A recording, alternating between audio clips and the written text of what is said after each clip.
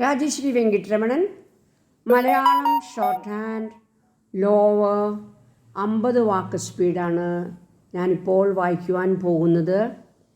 ഈ യൂട്യൂബ് ചാനലിൽ ധാരാളം ലോവറിൻ്റെ സ്പീഡ് ഞാൻ അപ്ലോഡ് ചെയ്ത് കഴിഞ്ഞിട്ടുണ്ട്.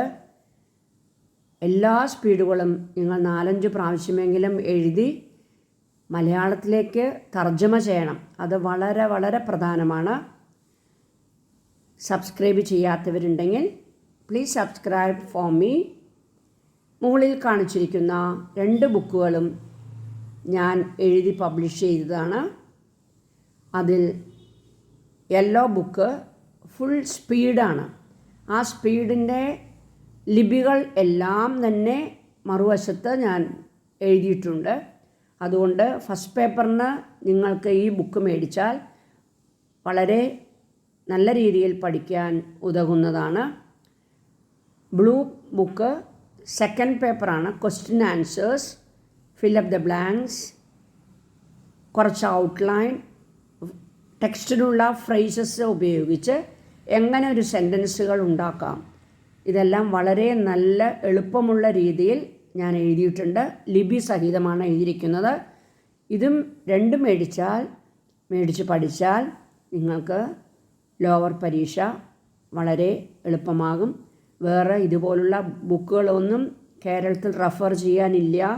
അതുകൊണ്ടാണ് ഞാനിത് സ്റ്റുഡൻസിന് വേണ്ടി പബ്ലിഷ് ചെയ്തിരിക്കുന്നത്. മേടിക്കേണ്ടവർ ഡിസ്ക്രിപ്ഷൻ ബോക്സിൽ എൻ്റെ ഫോൺ നമ്പറുണ്ട്. അതിൽ വിളിച്ചു കഴിഞ്ഞാൽ ഞാൻ നിങ്ങൾക്ക് പോസ്റ്റിൽ ഈ ബുക്കുകൾ അയച്ചു തരുന്നതാണ്.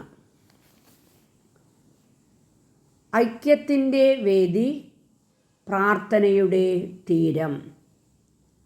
മാരമൺ കൺവെൻഷൻ്റെ 128ാമത് യോഗം ഇന്നു മുതൽ 19 വരെ പമ്പ മണൽപ്പുറത്ത് സമ്മേളിക്കുകയാണ്.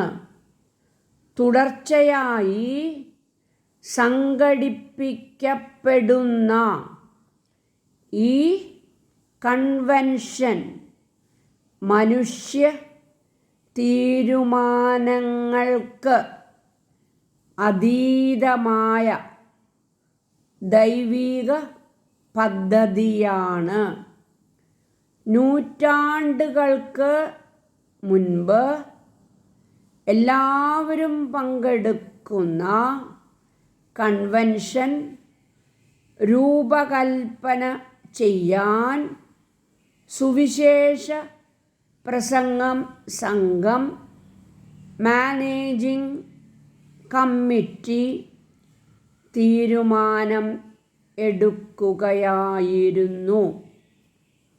മാരാമണ്ണിലും പരിസര പ്രദേശങ്ങളിലും ഉള്ള ആളുകൾ പമ്പാനദിയുടെ മണൽപ്പരപ്പിൽ ആറന്മുള ക്ഷേത്രത്തിന് വടക്ക് മാരാമൺ ഭാഗത്ത് പ്രഥമ യോഗം ചേർന്നു.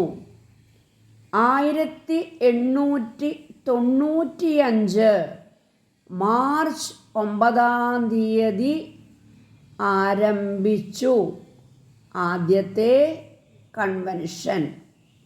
യോഗങ്ങൾ പിന്നീട് ഇപ്പോൾ കൺവെൻഷൻ നടക്കുന്ന മണൽപ്പുറം തിരഞ്ഞെടുക്കുകയും 8 ദിവസമായി നിജപ്പെടുത്തുകയും ആയിരുന്നു.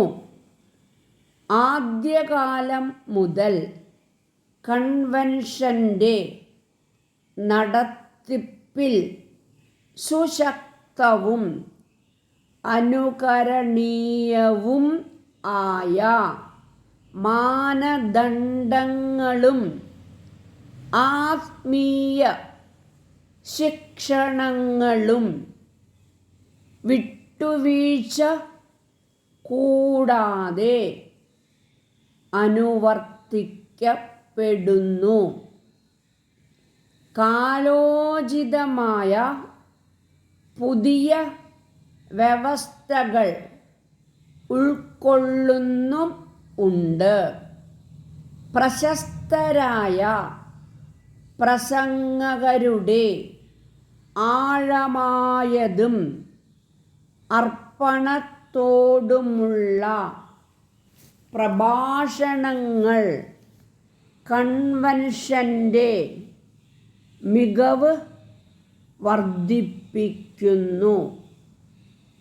സാമൂഹിക തിന്മകൾക്കെതിരെ ശബ്ദം ഉയർത്തുന്നതിൽ പ്രാരംഭം മുതൽ മാരാമൺ കൺവെൻഷൻ ജാഗ്രത പാലിച്ചു വരുന്നു. ഒരു കാലത്ത്